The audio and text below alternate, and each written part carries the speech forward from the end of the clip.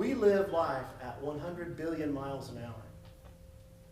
Are we taking time to stop and let people come into focus? Have you ever put on someone's glasses that aren't yours?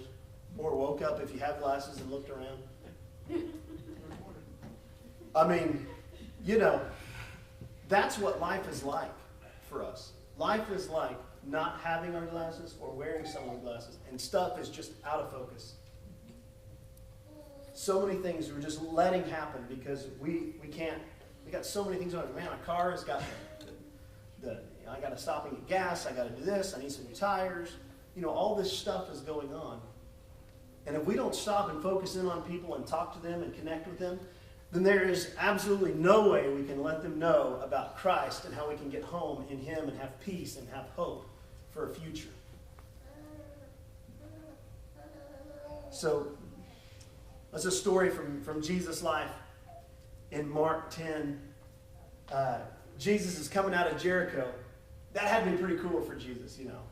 Jesus, you know, way back, Joshua fought the Battle of Jericho, and now Jesus is coming out of Jericho. I don't know. I think it's got to be pretty cool. Like, I destroyed this. You know, I don't know. It's kind of cool. So Jesus is coming out of Jericho, and there's this blind man, and he's kind of at the city gates. He's sitting there, and he probably hears all this commotion. He's probably, man, something's saying. You can't see anything, so he's like, man, am I hearing Jesus? Is that Jesus? So he's like, Jesus, Son of David, have mercy on me. Jesus, Son of David, have mercy on me. He's saying it. He probably can't. Maybe he's walking around. Maybe he's waving his arms. Maybe he's just sitting there. I don't know. And all the people are like, hey, be quiet, man. We're just going to keep walking. And Jesus, come on. I don't know what he's doing. Let's go. Let's keep going. Jesus, Son of David, have mercy. He's screaming it out. And this version of the message says Jesus stopped in his tracks. Jesus stopped in his tracks and said, what can I do for you? Are we doing that for people? Are we stopping in our tracks to turn around and say, what can I do for you? What practical need can I help you meet? Or maybe you can't help them meet a practical need, but maybe you can come and talk to someone on the staff here and say, hey, I know somebody, they need a coat. They don't have a coat. They need some gloves. They need some socks. We can meet practical needs, family. We can do it. It's not that difficult for us to come together as a family and meet some practical needs. And if any of you are having a practical need that needs to be met, come and tell us so we can know. Our church family, we're not going to say, and now we're presenting this coat to you, and you're going to be embarrassed. We wouldn't do that. But if you do have a practical need, let us know, because as a church family, we love each and every one of our families, so we want to make sure that every one of our family has what they need to make it through the holiday season. And really anytime. So what did Jesus do? He stopped in his tracks, and he said, what do you need? And he said, I want my sight. And so God said, well, no, Jesus said, well, okay, there you go. You need sight, that's good. And walked away. Oh, Jesus said, be healed. And he healed him. And that's what Jesus is doing even today. You know, we're coming to him, some of us coming to him and saying, God, I'm spiritually blind. I have a sickness. I have a disease. I have something. And God's saying, what can I do for you? I want to come home, God. I want to be with you, God. And God's going to say, I can help you. Here's what I'm going to do. Or he's going to say, that's something that you're going to get to live with, and you're going to honor me by living a life that's positive and has a good attitude, and through good actions, you're going to let other people see me in you and be able to worship you.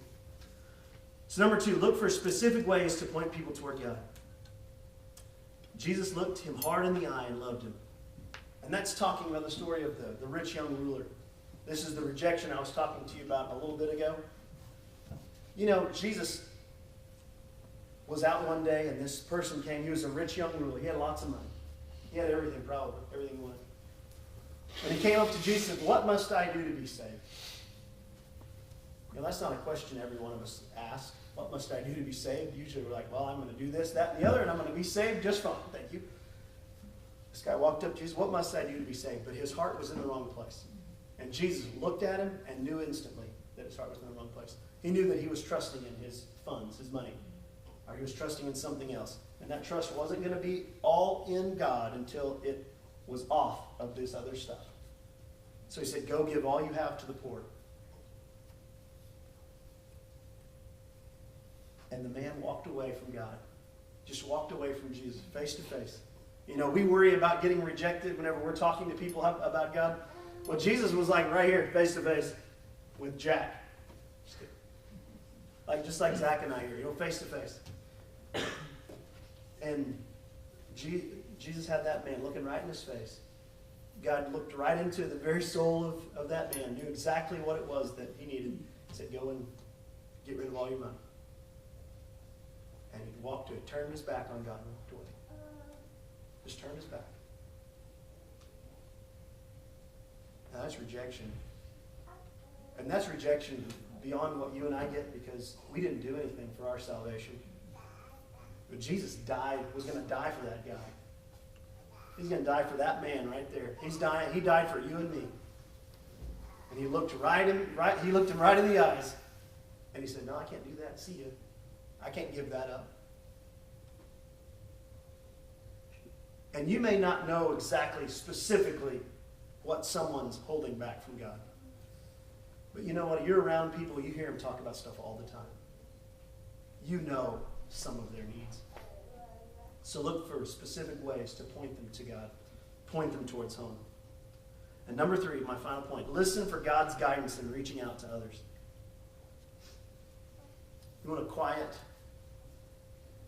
get quiet. In the program today, CJ put a couple things in here.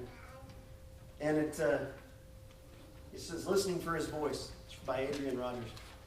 And at the end it says, spend at least 15 minutes daily being silent before God, listening for his voice. How important is it for us to just be quiet and listen? And it's so hard to do. Because, man, as soon as we get quiet, that's when something happens. You ever notice that? It gets real quiet in here. Baby starts talking. Something comes up. You remember that school report you were supposed to do? Or you remember that, oh, man, I was supposed to, did I put the gas cap back on my car? You know, I mean, you just think about the goofiest things whenever you're just trying to be quiet. But it says in John 10:27, my sheep listen to my voice. I know them, and they follow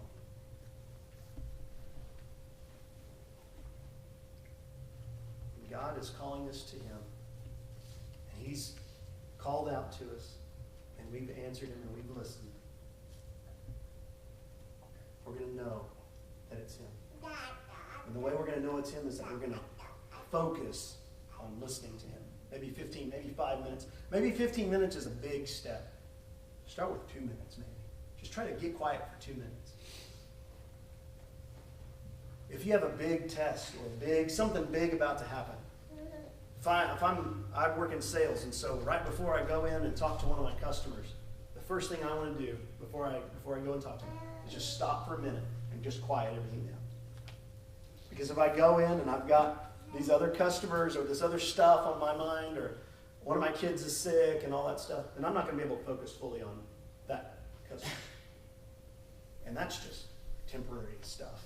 You know, that's just money. You know, that's just money. But this is important. This is eternal. This is your home.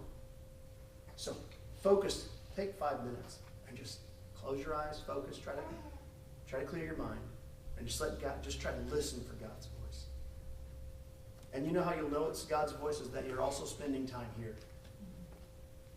And whenever you hear something, if it doesn't match up with this, then it's not God.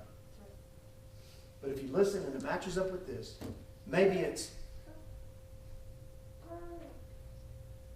hey, Derek, today at work, talk to Steve. You know, just talk to him. And maybe Steve is like, you know, somebody that Derek knows, and Derek's going to go to work, and he's going to be sitting there, he's going to be thinking, that's not God. God's not telling me to go talk. Steve is a jerk, man. He's rude. Every time I talk to him, he tells me to go do something I can't even say. You know what? You don't know until you go and listen to God and do what he says. What's going to happen?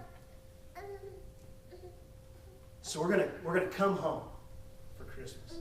We're going to come home to God's plan for our life. Or we're going to point others in that direction. We're going to be like the signs on the road. You know, we're going to be like the 5 miles to Midwest City. We're going to be like maybe we're really good at it. You know, maybe we're really good at pointing people towards you. Maybe we're one of those billboards. God sees you and He loves you, you know. Or maybe maybe God has gifted you in a way, like Shelley, where you're like a video board. You know what I mean? I mean, you're like, no one can ignore you. Come to Christ. You know, maybe that's you. You know, but use whatever God has gifted you as a way to point people towards home and home in Christ. Let's have a word of prayer. Dear Heavenly Father, thank you so much that what you've done for us. Help us as your children to seize the opportunities that we have, to make the most of them. Help us to be looking for specific ways where we can help others around us. Not just to help them, but to point them towards you. Give us the courage to follow through on those opportunities. Whether it's in line at a grocery store, or whether it's at work, talking to a coworker, or if it's at school. Just give us the opportunity. And whenever that opportunity comes, give us the courage to follow through. Because what we're talking about isn't temporary. This is eternal. And it's a big deal. It's so big that you came to this earth as a baby and you died for us on the cross. That's how big of a deal eternity is. Let us seize our opportunities to share your love with others, to point people towards you and home. In your holy, precious, wonderful, merciful, glorious name I pray. Amen. Let's all stand and give each other a high five, a hug, a kiss. Have a great week. God loves you.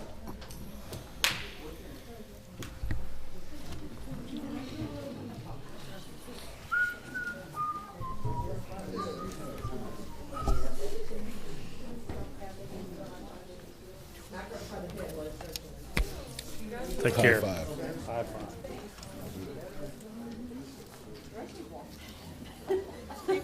I'm glad. All right.